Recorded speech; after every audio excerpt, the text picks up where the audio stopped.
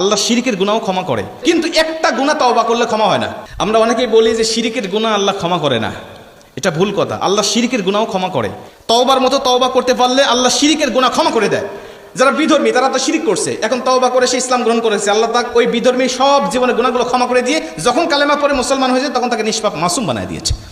শিরকের গুনাহ তার মানে ক্ষমা হয় তওবা করতে পারলে, কিন্তু একটা গুনাহ তওবা করলে ক্ষমা হয় না। একটা গুনাহ আল্লাহর কাছে তওবা করতে করতে যদি আপনি মারাও যান, আপনার যদি জীবন শেষ হয়ে যায়, চোখের পানি বের করতে যদি আপনার চোখের পানি শেষ হয়ে যায়, তারপরেও আল্লাহ ক্ষমা করে না। বলতে পারেন সেই গুনাহটা কি? বান্দার হক। বান্দার হক আপনি নষ্ট করবেন আর আল্লাহর কাছে তওবা করবেন। আল্লাহ বলে না, আমার ইখতিয়ার নাই তোমাকে ক্ষমা করার জন্য। তুমি বান্দার কাছে ক্ষমা অপরাধ করেছো, বান্দার হক নষ্ট করেছো, বান্দার কাছেই ক্ষমা চাইতে হবে। বান্দার কাছে যদি ক্ষমা না চাও, আমি আল্লাহর কাছে ক্ষমা চাইবে, ফার্স্ট কাতারের মুসল্লি হবে, কিয়ামত পর্যন্ত হায়াত পাবে, মক্কায় গিয়ে হজ করবে, আমার কাছে তওবা করবে, আমি আল্লাহ ক্ষমা করবো না তোমাকে যতক্ষণ না পর্যন্ত এই বান্দা তোমাকে ক্ষমা